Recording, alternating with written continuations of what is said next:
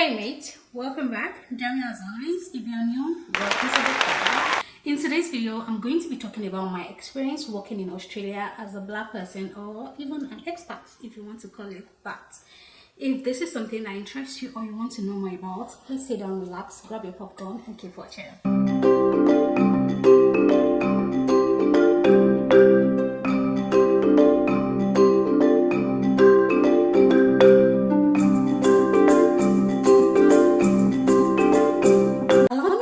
This video by saying that everything I'm saying today is my personal experience. It is by no means undermining anybody's experience. Remember, we are different, our experiences are different, and at the end of the day, all of the things I'm saying is your experience with people, right? So the way different people react, I didn't work with the same person. Even in some instances, we might have worked with the same person, but my experience with that person would be different. We all have different personalities at the end of the day. So, but I am not belittling anybody's experience. I'm not saying anybody's wrong. This is my personal experience. This is my journey, and that's what I'm sharing. So please watch with a pinch of salt. With that said, let's get right into this video. The first struggle you would experience working in corporate Australia would be building trust. I feel like that's going to be your struggle for at least the first few years. How do you build trust? You work with different people and the expectation is different. In the type of corporate space that I work, just in case this is my first video you're watching, I'm an auditor, studied accounting, did my ACC, and then I became an auditor. And I've been working in this role for the last 11 years. So maybe that gives you some sort of background and how I got to where I am today. So, building trust. For me, immediately I got into Australia and got to my workplace, the first person I wanted to build a rapport with was the person who interviewed me, because at least I was the only person I knew. All the HR people, every other person, were not residing in Brisbane at the time. So the only person I could put the face to the picture was one of the people on my interview panel. And luckily, he was a person of color like I am. So it was easy some sort of way to relate to him. He is not Nigerian, but then again, to a certain extent, you can relate, you can understand, because he's also an expert and I am. So we had a few common grounds we could relate on. So that was the first person I wanted to relate with. And one advice he gave me that I kept on my left hand and I'm giving out to everyone today is the fact that it's like, Dammie, do you know what? People don't forget. Your first few months, you are allowed to ask the dumbest question. You're trying to build trust. That's what I want you to focus on. Some people go to certain places and have different mindsets, right? So I'm here to build trust. Trust is not easy to be earned. It's not something they give you on the platter of gold. You have to earn it, and it's not easily earned. Because, and why I said so is the fact that it's one thing that you do that will make people make a perception in their head of who you are, and like it's hard to change that. I'm like, okay, at least I have an idea of what I'm supposed to be doing. So I started working with people and I put in my best. I'm not going to say that I'm the best person or I'm the worst. I'm just someone who, wherever I find myself, I want to do my best, to do my capabilities. Because even it's a sin before God to not do your best and you're getting paid for your, like, you know what I mean?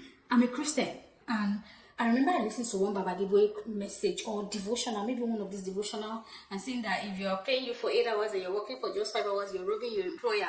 So the devotional, one of this Open Heavens a few years back. So I stand by it, you know what I mean? So I want to do my best in my own with my capabilities, and our capabilities are different. But that's even a topic for another day. So I started building trust. And I felt fulfilled one day when I read one of my feedback. Where I work, we have a feedback system that at the end of every job you do, they give you a feedback. I read one of my feedback one day and the person said, Dammie can be trusted. I can trust Dammie with something, she would execute it. I felt fulfilled. I felt so much joy in my heart.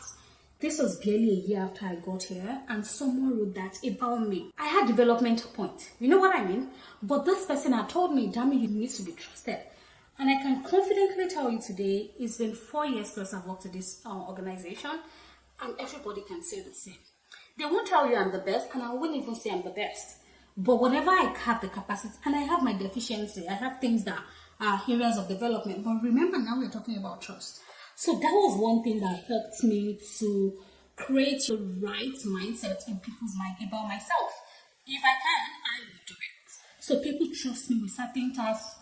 And again, some people do not. At the end of the day, not everybody will trust you. But I'm fighting a battle of minority to majority. Certain people do not trust me. I have people that said I'm as dumb as F. Yes, I am. And some people, their first mindset is whatever they think of Africa. I've had a client in the past, and this is now way in the past, that once said to me, oh, where are you from? Look at me funny. They said, where are you from? Like, hey, I'm from Nigeria. I'm like, oh, Africa. Whatever. Yes. And the person said, oh, where do you used to work with? Of course, he already had what he had in his head. And I knew where I was driving to. So I came ready. And then it was like, oh, what were you doing before you came to Australia? I'm like, oh, I used to work with so same company as this. And he was like, what were you people auditing? Are you not all just farmers? I'm like, no, we're not just farmers. I did not used to work as a farmer auditor. It's not a bad thing to work like a farming auditor. If that's what you do, that's fine. Seriously, agriculture is not bad. Why is it so much of it? But that's not what I did back then. So let's make that clear. I'm like, no. And I'm like, what do I say to this guy to help him change his intuition and whatever is coming up with? Because I know a lot was going through his head. And I'm like, do you know what? My office in Nigeria, and which is the truth, my office back home is bigger than the office in Brisbane. It is. It's a bigger corporation, it's a bigger everything than the office in Brisbane. And he was like, oh, really? I'm like, yes. And then luckily for me, one of my clients in Nigeria supplied them certain things. I'm like, oh, you see that thing outside? You see these companies? They are back in Nigeria. And I used to be on the audit team back in Nigeria. I felt like that gave him some sort of, okay, it's not just a Greek or farmers that live back in Africa or in Nigeria. So that's one of the things. And then this particular guy, over the years, we built such a wonderful relationship. I remember when he was even exiting as the CFO of that company, had messaged me and said, hey, Dammie, thank you so much for your audit experience. Where I'm going to, if there's the opportunity to bring your firm on board, I definitely want you on the team. That felt good to hear. You know what I mean? From where we're coming from.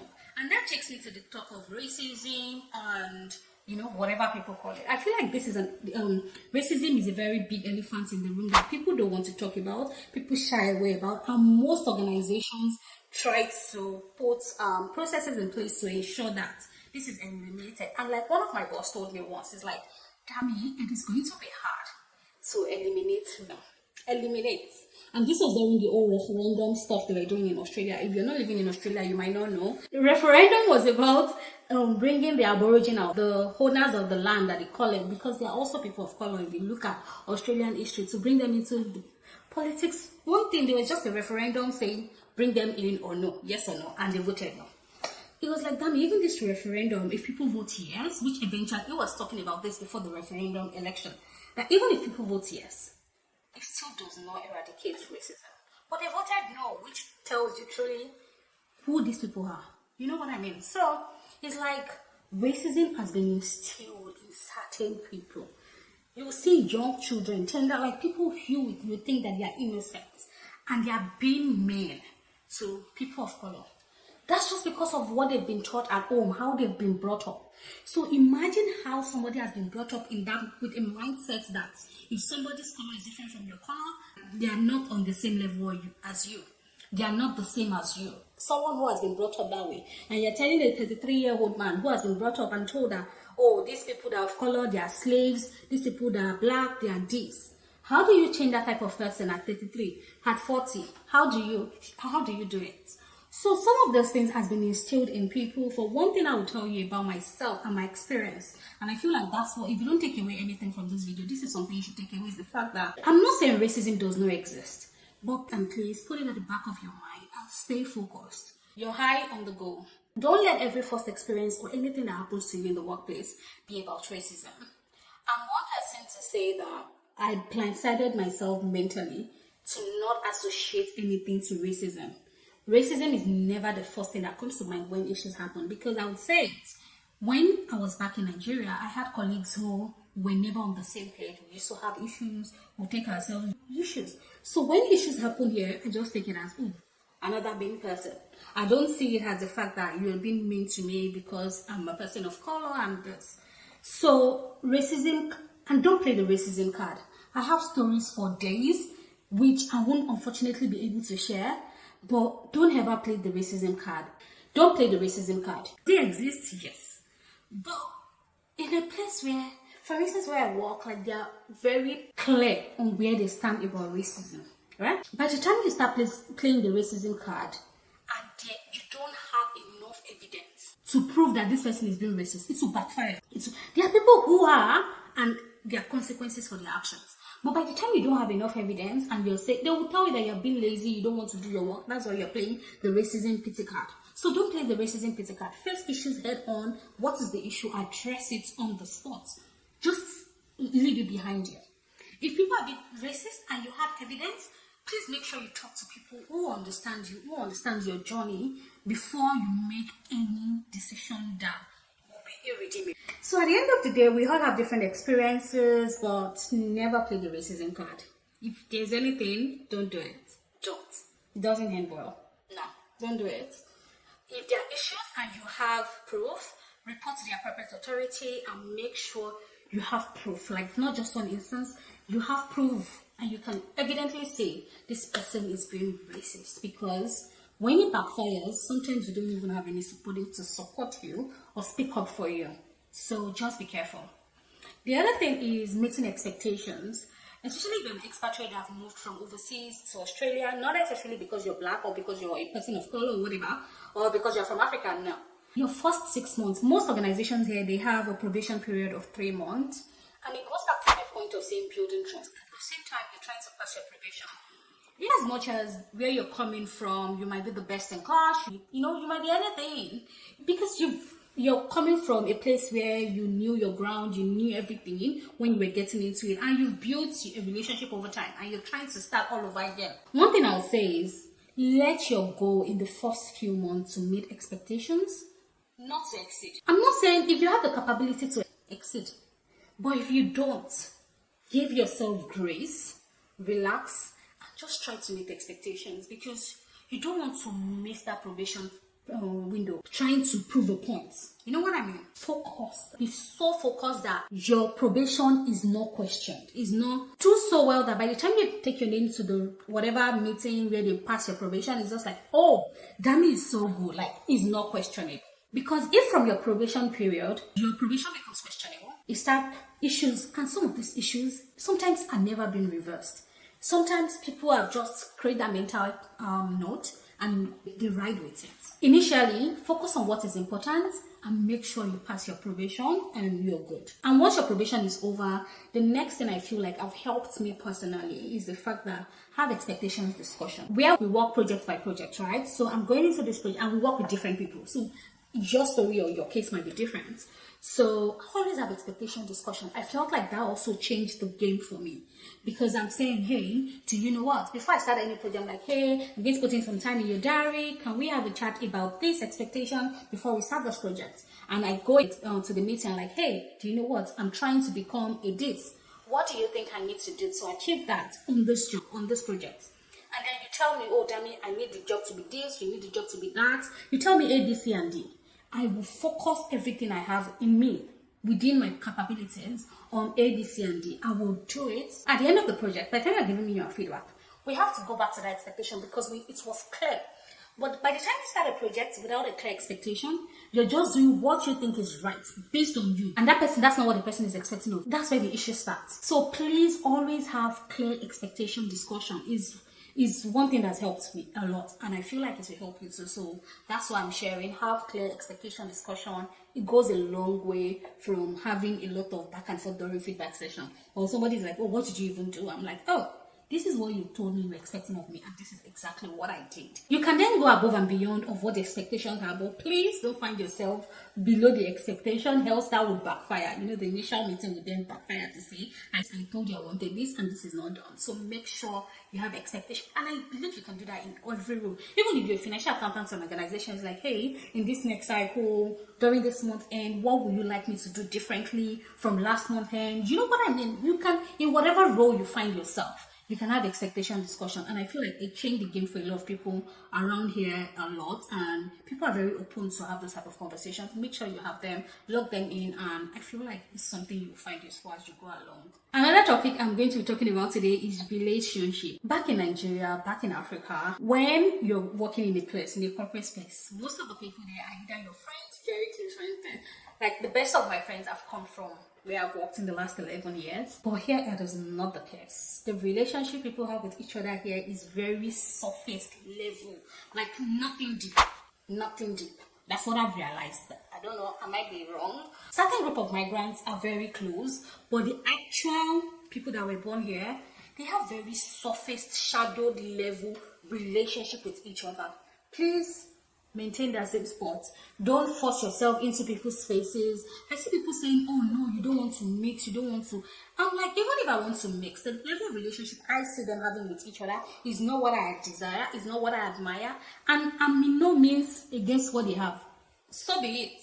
For me, I go into the office, do my work, and get out once I'm done. I do what I'm paid for. And because I don't even have so many friends in the office place, when I'm in the office, I'm focused. I'm like sitting at my desk, doing my work. I'm meant to work for 7.5 hours. I don't even go for lunch break. I eat my lunch at my desk and I'm working. So you see me sitting in the office for 8.5 hours just at my desk.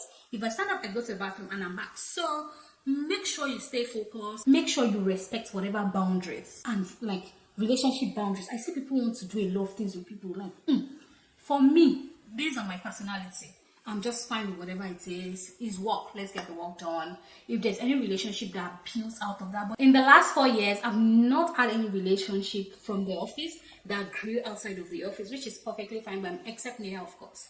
So, which is perfectly fine by me. Like, everything is surface. You come into the office. Hey, hello, how you doing? You mean well, you don't mean well. I do not know. I do not care. I don't want... No, that was wrong. I've said it. No, that was wrong. I've had few people that we had relationship outside of work, but they've all left. That's what I'm forgetting. I have Harley, I have Bunny. Like, I have few ladies like that, but they've all left. That's why I forgot. So the people in the office at the moment, I can't call anyone my friend. I can't say that very, like, I'm very sure. At the moment, at this point in time, like, as I'm speaking today, I can't call anyone in the office my friend. I have few acquaintances where we say hello, hi. But friends, no, I do not. And I'm fine with it. It's a different thing when I'm not fine with where I found myself.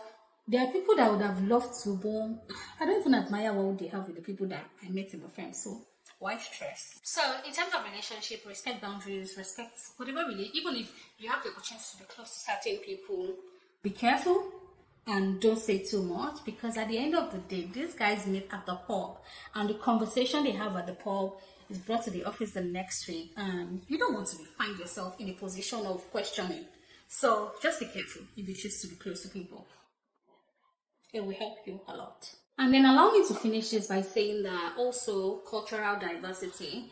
In Australia, you have different people from different countries. I've said it several times on this channel that I have people from India, from Philippines, from Nigeria, from Zimbabwe, from all sorts of countries. Learning to respect people's cultural differences is something that will help you a lot in the workspace. And if you even respected yourself enough to put boundaries in certain things, you would be fine. But by the time you want to start questioning what people do, how they do their things, it's going to be interesting and how it turns out for you. And remember, people don't forget things. Hey God, you don't want to do a mistake sometimes, but you're human, you're bound to make mistakes, but you don't want to be found in a place of questioning, people questioning your character, people questioning certain decisions you've made, especially if it's concerning something work related. So there are a lot of cultures you need to respect people. I remember seeing someone in the office dressed in the way to the office, and I'm like, but then again, I was saying it to, I think Neha at the time, and Neha was, Dammie, but that's perfectly fine. I'm like, oh really? Okay, you know what I mean? Because I'm coming from a place that in Nigeria, there's a certain way you dress to the office space. And here it is different, and it is accepted. So I learned to, and this is someone who was junior than I am. I could call him like, hey, why are you dressed like this? If it was in Nigeria, I'm doing the perfectly right thing. But here, it's not my business. I'm just learning to like see, and I've even shared before, yeah, when I came here, I'll be wearing my suit, like corporate. In Nigeria, when you're working in corporate, you wear suits, there's a certain way you dress. I can tell you now today that I have more canvas or sneakers, whatever you call it, than I have high heels. Whereas before, I was always on heels back in Lagos. So there are many things that would be different from what you're used to, but learn to study the environment, reactions. Sometimes people read the room. Be careful. Don't be found in a position where they are questioning, oh, why did you react this way? Because also people see. You'll just be surprised how things eventually take a turn, and I'm like, how did you get here in the first instance? So just be careful what you see in the office space. Be careful of the friends you keep. The people here, they don't want a deep relationship. Some people, they even go to the pub. I've heard, I've not experienced it because I'm not a drinker. So you can't even invite me to the pub because what will I be doing? I'll be drinking Sprite. So, and even when you have office events, be careful of what you see. I've heard people say, oh, when they go for drinks, they just want to hear what the next person has to say. So they take you for a drink so that you can, lose talk, and they use that against you at some point. So please, please, and please, my darlings, be careful, be careful. Remember why you're here. You're high on the goal. Don't lose focus. I believe in you. I trust that you can do it. The beginning of the journey is not easy. I feel like by God's grace, very soon I'm going to share some of my I will be in a position to share some of my personal experience and what has helped me. To be honest, the little I can share for now is God has really helped me. And year on year, I have been favored in this country, in my workplace. I'm not the best, but I'm good at minding the business that pays me. I'm good at putting in a lot of effort in the business that pays me. I'm not saying others don't do it, but God has just been faithful. If you know God, I feel like working as an expert is when you even need God the most, because you need God's favor. Because you're in a place where everybody's the same and you're different. What will single you out? So there has to be something about you that will make you differentiating from the others, and you would experience God's favor. Make sure you pray. You need God now more than ever, and I'm praying that, Lord, you would find favor for as many people that found themselves here and are struggling with work. Even you found yourself in the UK, anywhere you found yourself, you're in my prayer, you're in my thoughts. I know the journey is not easy. I pray that you find favor. I pray that doors are open to you. I pray that God changes the situation for your sake, and there will be so many testimonies. I know that it is not easy. If I look back at where I'm coming from and where I am today, it's a long journey. It's been a long ride, but I'm so super grateful to God for those far He has helped me, and I know He can do that for you even much more than you ask or think. I pray you find favor. Favor is very key. If God favors you with certain people, you're good, you're made. I think that's it about this video. So please also stay diligent. God rewards the diligence. So please, even remember, if you're a Christian, the story of the 5 or the 10 virgins, those who refilled their lamp and those who did not fill up their lamp, and you see how it ended for both of them. So the same thing applies to your work. In whatever you do, be diligent. I know people are mean. Please ignore those people, and hopefully one day you work with a manager or a boss that would favor you, that would love you like their own, and things will change for you as well. Anyways, I end the video on that note. I'm getting very emotional because I'm just looking back to where I'm coming from and where I'm at. It's been God's grace, God's undiluted grace, because it's not by any man. Anyways, I'm going to end the video here before I get into something else. If you're not yet subscribed and you've watched up until this point, please don't forget to subscribe. I would really appreciate that. And give this video a thumbs up. It helps my video a lot. Thank you guys so much for watching. I'll see you in the next one. Bye.